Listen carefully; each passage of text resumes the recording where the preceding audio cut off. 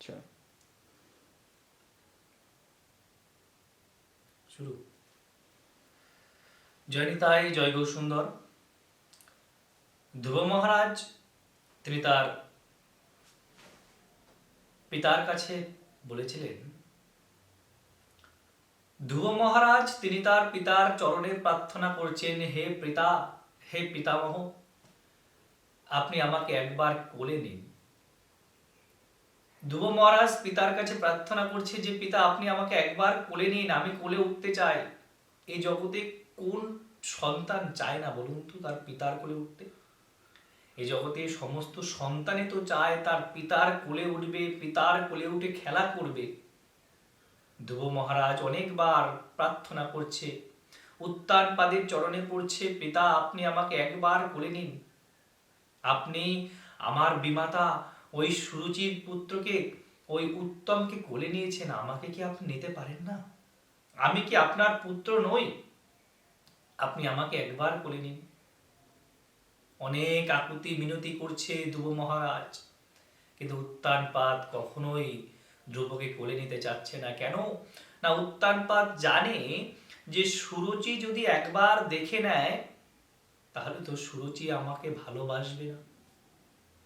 যেই সুরুচিকে আমি এতটা ভালোবাসি সেই সুরুচি যদি একবার দেখে নেয় যে আমি সুনীতির পুত্রকে, ধ্রুবকে আমি কোলে তুলেছি, তাহলে তো সুরুচি আমাকে ছেড়ে চলে যাবে। এই ভয়ে ধ্রুব মহারাজকে উত্তানপাদ কোলে তুলতো না। কিন্তু একদিন, দুদিন, 3 দিন, একদিন না একদিন তো ধ্রুব মহারাজকে কোলে তুলতেই হবে। আচ্ছা মা, এই জগৎ সংসারে কোনো পুত্র যদি তার পিতার সম্মুখে গিয়ে বলে যে পিতা তুমি আমাকে কোলে নাও, কোনো পিতা কি না নিয়ে থাকতে পারে বলুন তো? কেউ কি পারে? 3 দিন 4 দিন হয়ে যাওয়ার পর উত্তানপাদ আর দেখছে আর তো পারছি না, পুত্রকে ওই ধ্রুব মহারাজকে কোলে তুলে নিলেন। যেই মাত্র ধ্রুব মহারাজকে কোলে তুলে নিলেন, দূর থেকে সুরুচি দর্শন করছেন যে ধ্রুবকে উত্তানপাদ কোলে তুলেছে। সুরুচি মনে মনে চিন্তা করছেন, আজ ধ্রুব সিংহাসনে বসবার জন্য এত আকুতি মিনতি করছে, আজ পিতার কোলে উঠেছে, না জানি কিছুদিন পর এই আসনে বসবার জন্য বলবে, সিংহাসনে বসবার জন্য বলবে। সঙ্গে সঙ্গে সুরুচি চলে গেলেন উত্তানপাদের সম্মুখে। উত্তানপাদের কোল থেকে ধ্রুব মহারাজকে ছুঁড়ে ফেলে দিলেন। ধ্রুব মহারাজ কাঁদতে কাঁদতে কাঁদতে কাঁদতে ওই সুরুচি দেবীকে বলছেন, মা, মাগো, আমার কি অপরাধ?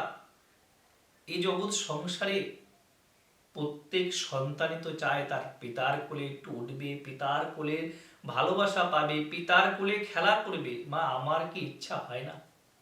তুমি কেন আমার সঙ্গে এরকম ব্যবহার করছো মা? এই জগৎ সংসারে কি মা এরকম মা হয়?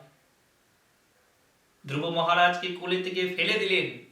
ধ্রুব মহারাজকে বলছেন, ধ্রুব, যদিও তুই রাজার পুত্র তথাপি তোকে কোলে বসতে দেব না।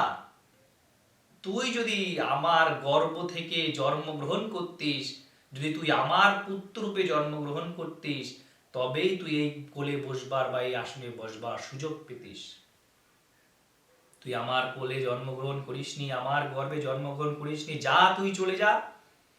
তুই নারায়ণের তপস্যা কর, ধ্যান কর। নারায়ণের তপস্যা ধ্যান করে যদি নারায়ণ তুষ্ট হয়, যদি আমার গর্ভে থেকে তুই জন্মগ্রহণ করতে পারিস, তাহলেই তুই কোলে বসতে পারবি এবং রাজ সিংহাসনের যোগ্যতা অর্জন করতে পারবি। ধ্রুব মহারাজ কাঁদতে কাঁদতে কাঁদতে কাঁদতে সুরুচির সম্মুখে গেছেন। মা, ধ্রুব মহারাজ কাঁদতে কাঁদতে কাঁদতে সুনীতির কাছে গেছেন, মাগো, আমার যে মনে বাসনা ছিল আমি পিতৃদেবের, আমার পিতার কোলে উঠব, কিন্তু সেই বাসনা যে আমার মা বিমাতার সুরুচি পূর্ণ করতে দিল না। ধ্রুব মহারাজের কন্দন দর্শন করে ওই সুনীতি দেবী বলছেন, ধ্রুব, তোমার মা তো ঠিকই বলেছে, ওই মা সুরুচি তো ঠিকই বলেছে। আমার কর্তব্য হলো তোমার এই জগতে পিতার পরিচয় করে দাও। আমি তোমার সঙ্গে তোমার পিতার পরিচয় করে দিয়েছি, কিন্তু এই জগতেতেও তো আমি তোমাকে ওই পরম পিতার পরিচয় তোমাকে করিয়ে দিনি। তোমার বিমাতা ঠিকই বলেছে, তুমি যদি হরির সাধনা করো, হরির তপস্যা করো, হরির তপ করো, দেখবে তোমার সমস্ত দুঃখ কষ্ট চলে যাবে, তোমার সমস্ত মনোবাসনা পূর্ণ হবে, তোমার যত দুঃখ আছে, যত অভিমান আছে, সমস্ত দুঃখ অভিমান তোমার চলে যাবে। তাই আমি তোমাকে বলছি, তুমি হরির সাধনা করো। দেখুন মা, এই জগৎ সংসারে এমন কি কোনো মা আছে বলুন তো? এখনকার দিনে কি হয়, ছোট ছোট সন্তান সন্ততিদের বাড়িতে রেখে আসে, না বাবা তুই এটা করিস না, বাবা তুই এই অনুষ্ঠানে যাস না, বাবা বাইরে গেলে ঠান্ডা লাগবে, বাবা ঘরের মধ্যে শুয়ে থাক। কিন্তু ওই সুনীতি দেবী নিজের পুত্রকে বলছে, বাবা তুমি হরির তপস্যা করো, হরির ধ্যান করো। হরির ধ্যান, হরির তপস্যা করলে তুমি জগৎ পিতাকে দর্শন করতে পারবে। যদি জগৎ পিতাকে তুমি দর্শন করতে পারো, তাহলে তোমার সমস্ত মনের বাসনা পূর্ণ করতে পারবে। ধ্রুব মহারাজ মায়ের চরণে প্রণাম করে বলছে, মা আমি কিভাবে সেই হরিকে প্রাপ্তি হব, যে হরি প্রাপ্তি হওয়ার জন্য কত যোগী, কত ঋষি, কত মুনি, কত সাধু যুগ যুগ তপস্যা করে, তথাপি হরিকে প্রাপ্তি হতে পারে না। আমি কিভাবে সেই হরির দর্শন পাবো, তুমি আমাকে বলে দাও মা। ধ্রুব মহারাজের মা সুনীতি দেবী বলছে, ধ্রুব বাবা এ তো আমি জানি না, তবে আমি শুনেছি, আমি মানুষের মুখে শুনেছি যে তুমি যদি বনের মধ্যে গিয়ে হরির সাধনা করো, আর বনের মধ্যে যদি কোনো সাধুগুরু বৈষ্ণবকে দর্শন করো, তাহলে সেই সাধুগুরু বৈষ্ণবের চরণে যদি তুমি প্রণাম করো, আর সাধুগুরু বৈষ্ণবের অশেষ কৃপা যদি তুমি লাভ করতে পারো, দেখবে তুমি একদিন স্বয়ং জগৎপতিকে দর্শন করতে পারবে। তাদের কৃপা শক্তি, তাদের আশীর্বাদ যদি তুমি লাভ করতে পারো, তাহলে একদিন তুমি তোমার হরিকে প্রাপ্তি হতে পারবে। যেই মাত্র এই কথা বলেছেন, সঙ্গে সঙ্গে ধ্রুব মহারাজ চিন্তা করছেন, তাহলে এই সংসারে থেকে আমার আর লাভ নাই, এই সংসার পরিত্যাগ করে আমি এখনই চলে যাব। ওই 5 বছরের ধ্রুব মহারাজ সঙ্গে সঙ্গে ক্ষত্রিয় সন্তান, আর ক্ষত্রিয় সন্তান কি হয়, যেই বাক্য বলেছে সেই বাক্য তো মান্য করবে। একদিকে মায়ের বাক্য, অন্যদিকে সুরুচি দেবীর কুবাক্য, এই দুই বাক্য যেন ধ্রুব মহারাজকে যেন তপ্ত আগুনে জ্বলছে। ধ্রুব মহারাজ বলছে, না না আমি এই সংসারে থাকবো না, এই সংসারে থাকলে অনেক দুঃখ, অনেক কষ্ট, এই কষ্ট আমি সহ্য করতে পারবো না। আমি আমার সেই গোলকপতি হরির সাধনা করব, হরির সাধনা করে তার কাছে আমি প্রার্থনা করব যেন সে আমার মনোবাসনা পূর্ণ করতে পারে। তাই ধ্রুব মহারাজ ছুটে চলেছেন বনের ভেতরে। বনের ভেতরে মায়ের আজ্ঞানে ধ্রুব মহারাজ বনের মধ্যে প্রবেশ করছে আর বলছে, হা পদ্মলোচন, হা হা গোবিন্দ, হা গোবিন্দ, হা পদ্মলোচন, কোথায় আছো তুমি, একবার দেখা দাও, কোথায় আছো তুমি, একবার দেখা দাও, একবার দেখা দিয়ে প্রাণ রাখো প্রভু, একবার দেখা দাও। বিভিন্ন আকুতি মিনতি করছে, আকুতি মিনতি করতে করতে ধ্রুব মহারাজ বৃক্ষতলে এসে বসেছেন। এমন সময় দেবর্ষী নারদ, আর দেবর্ষী নারদ তো সবকিছু জানেন, দেবর্ষী নারদ ধ্রুবের মনের ভাব বুঝতে পেরে ধ্রুবের সম্মুখে যেই এসেছেন, আর ধ্রুব মহারাজকে তার মা যে বলেছেন, যদি বনের মধ্যে যদি কোনো সাধু সন্তকে তুমি যদি একবার দর্শন করো, সেই সাধু সন্তকে দর্শন করা মাত্রই তুমি তার চরণে গিয়ে পরিপাত করবে, তাকে প্রণাম করবে। ধ্রুব মহারাজ তিনি ওই নারদ মুনিকে দর্শন করে নারদ মুনির চরণে প্রণাম করছেন, গুরুদেব আপনি আমাকে কৃপা করুন, আপনি আমাকে কৃপা করুন, আমি আপনার চরণে পতিত হয়েছি, আপনি আমাকে কৃপা করুন, আমাকে আপনি বলে দিন কিভাবে হরির সাধনা করব, কি করে হরিকে প্রাপ্তি হতে পারবো, আপনি একবার আমাকে বলে দিন। আমি সেই গোবিন্দ চরণ প্রাপ্তি হতে চাই, যে চরণ প্রাপ্তি হওয়ার জন্য কত যোগী, কত ঋষি, কত মুনি, কত সাধু যুগ যুগ তপস্যা করে তথাপি প্রাপ্তি হতে পারে না। আপনি কৃপা করুন, আপনার কৃপা শক্তি দ্বারাই আমি যেন গোবিন্দকে প্রাপ্তি হতে পারি, আপনি আমাকে এই ভক্তি দান করুন। তখন দেবর্ষী নারদ তাকে পরীক্ষা করবার জন্য বলছেন, ধ্রুব তুমি এখন এই ছোট্ট 5 বছরের বালক, তুমি তপস্যা কি বোঝো? আর তুমি যে মা বাবাকে পরিত্যাগ করে এই বনের মধ্যে এসেছো, মা বাবা যদি বকাবকি করে, সে কি বাড়ি ঘর ছেড়ে এসে বনের মধ্যে বসে থাকে? মা বাবার প্রতি অভিমান করে থেকো না, যাও বাবা ধ্রুব তুমি গৃহে ফিরে যাও। ধ্রুব মহারাজ বলছেন, দেবর্ষী নারদের চরণে প্রণাম করে বলছেন, হে দেবর্ষী আপনি আমাকে এই কথা বলবেন না, আমি যে সাধনা নিয়ে এসেছি, আমি যেই ভজনা নিয়ে এসেছি, আমি হরিকে প্রাপ্তি করব, সেই হরির চরণ প্রাপ্তি করবার জন্য আমি এসেছি, সেই সাধু সঙ্গ করব বলে আমি এসেছি, আপনি আমাকে কেন বলছেন গৃহে ফিরে যেতে? দেবর্ষি নারদ যখনই শুনলেন ধ্রুব মহারাজের বদন থেকে এই কথা, সঙ্গে সঙ্গে দেবর্ষি নারদ ধ্রুবকে বলেন, ধ্রুব, তুমি যে আশা নিয়ে এসেছো এটি খুব সুন্দর আশা, তবে ভগবানকে পাওয়া তো এত সহজ নয়। ভগবানকে প্রাপ্তি হতে গেলে আপনাকে প্রচুর সাধনা করতে হবে, প্রচুর ভজনা করতে হবে। ধ্রুব, তুমি কি পারবে? ধ্রুব মহারাজ গুরুদেবের চরণে প্রণাম করে বলছে, গুরুদেব, আপনার কৃপা শক্তি হলে আমি সমস্ত কিছু পারব। তাই মা, এই জগতে যদি গুরু কৃপা লাভ করতে পারেন আপনি সমস্ত কিছুকে জয় করতে পারবেন। গুরু কৃপা হচ্ছে সর্বশ্রেষ্ঠ কৃপা।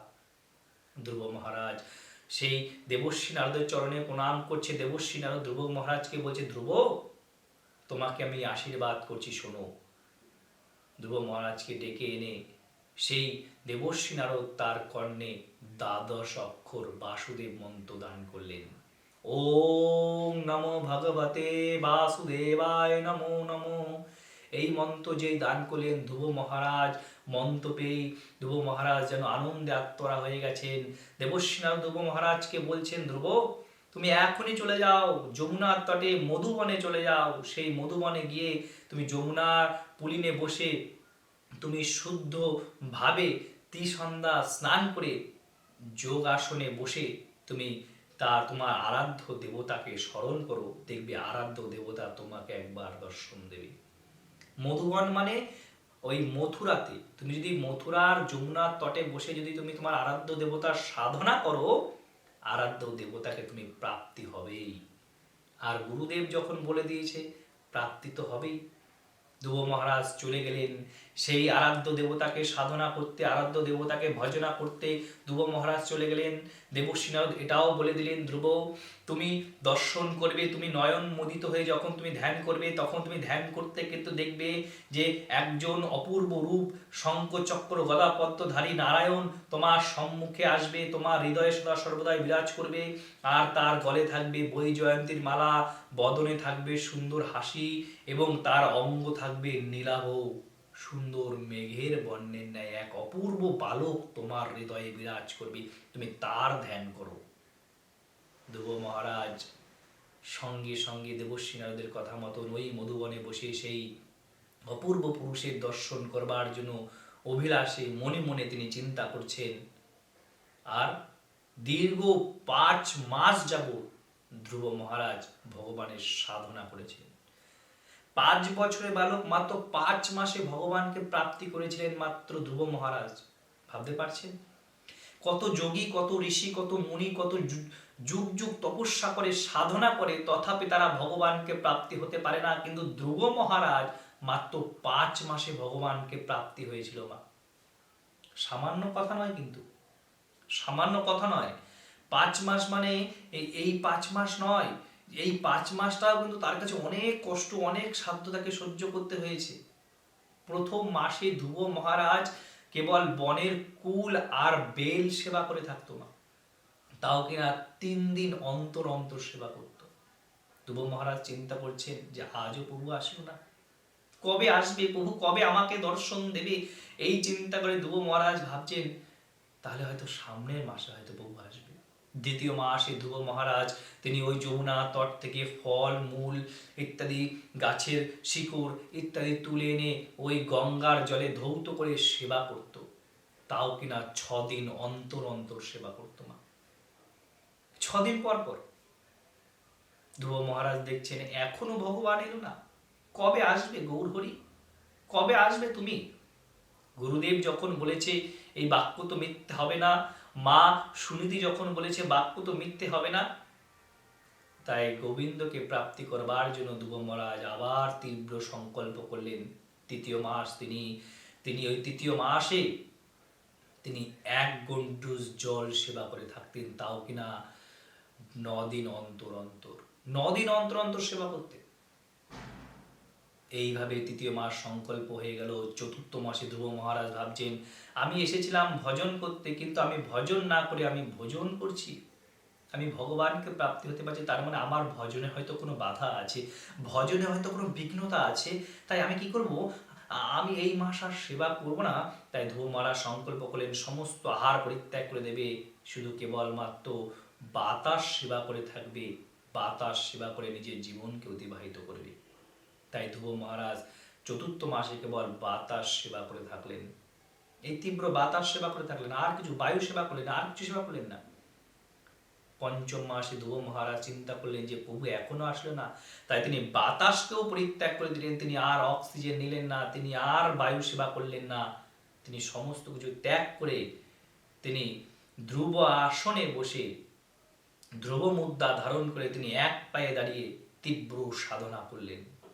আর এতটাই তীব্র সাধনা করলেন মা, যে জগতে যে সমস্ত মানুষ ছিল তাদের শ্বাসকষ্ট জনিত ব্যথা হচ্ছিল, আর এই রূপ দর্শন করে সমস্ত দেবতাগণ ছুটতে ছুটতে ছুটতে ছুটতে দেবশ্রী নারদের অনুপ্রেরণায় তারা প্রত্যেকে ছুটতে ছুটতে ছুটতে সৃষ্টিকর্তা ব্রহ্মার কাছে গেছেন। সৃষ্টিকর্তা ব্রহ্মার চরণে পতিত হয়ে বলছে, হে সৃষ্টিকর্তা ব্রহ্মা, আপনি কৃপা করে চলুন। যে ধ্রুব মহারাজ তীব্র সাধনা করছে, সেই তীব্র সাধনার দ্বারা জগতে মানুষ তারা শ্বাসকষ্ট জনিত ব্যথায় ভুগছে, আপনি একবার গিয়ে সেই ধ্রুব মহারাজকে দর্শন দিন। স্বয়ং সবাই যখন সেই সৃষ্টিকর্তা ব্রহ্মার কাছ থেকে যখন গেলেন, সৃষ্টিকর্তা ব্রহ্মা সেই হরির সম্মুখে নিয়ে তাদের গেলেন এবং হরিকে সমস্ত কথা খুলে বললেন। হরি তখন ধ্রুব মহারাজকে দর্শন করবার জন্য, ধ্রুবকে দেখবার জন্য হরির সম্মুখে চলে আসেন। এসে দেখছেন ধ্রুব আসনে উপবিষ্ট হয়ে